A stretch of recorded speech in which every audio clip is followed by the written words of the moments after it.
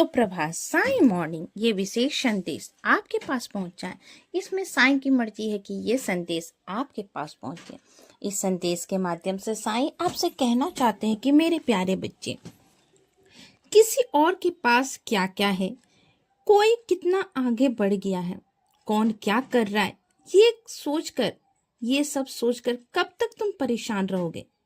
हाँ, मैं ये बात तुम्हारे लिए ही कह रहा हूँ। ये संदेश तुम्हारे लिए ही है। कब तक तुम दूसरों के पास क्या है क्या नहीं है, दूसरे क्या कर रहे क्या नहीं कर रहे हैं, दूसरे कहाँ तक आगे बढ़े हैं, ये सब सोच सोच के तुम परेशान रहोगे। कभी तुम अपने बारे में भी तो सोचो कि तुम क्या हो और क्या कर रहे हो।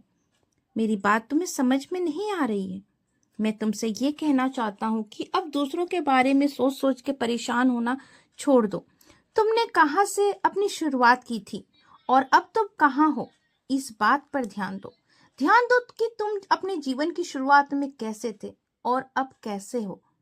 इस बात पर गौर करो।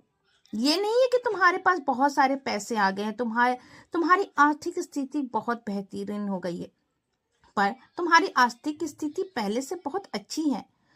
ये बल्कि देखो कि तुम आध्यात्मिक तौर पर और अंदरूनी तौर पर तुम कितना आगे बढ़ चुके हो। तुम्हारे अंदर का जो आत्मविश्वास वो कितना ऊंचा उठ चुका है। तुम्हारे मन में कैसे कैसे विचार आते, उन विचारों पर ध्यान दो कि तुम कितना इस सब में आगे बढ़ गए हो। इन सब पर गौर करो और खुद पर गर्व करो कि तुम क्या थे और क्या होते जा रहे हो। तुम अपने ऊपर पूरा गर्व कर सकते हो क्योंकि तुमने अपनी सोच भी बदली है।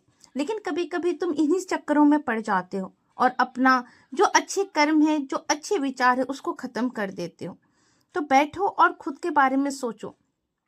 जब तुम दूसरों की परेशानियां, दूसरों के विचारों को छोड़ के त्याग कर अपने लक्ष्य की ओर आगे बढ़ोगे ना, तो सचमुच जितना समय लग रहा है ना, उससे भी कम समय में तुम आगे बढ़ सकते हो। तो बस दूसरों के बारे में सोचना छोड़ दो। कौन क्या कर रहा है नहीं कर रहा है, कौन किसके पास कितना धन है क्या नहीं है, वो कहाँ जा रहा है कहाँ नहीं जा रहा है, ये सब सोचना छोड़ के अपने ऊपर ध्यान दो कि तुम्हें अपने लक्ष्य की प्राप्ति कैसे करना है। तुम बहुत अच्छे बच्चे हो और मुझे तुम पर बहुत गर्व है। तुमने कभी कभी रास्ता भटक जाते हो, पर तुम हो एक सच्चे बच्चे।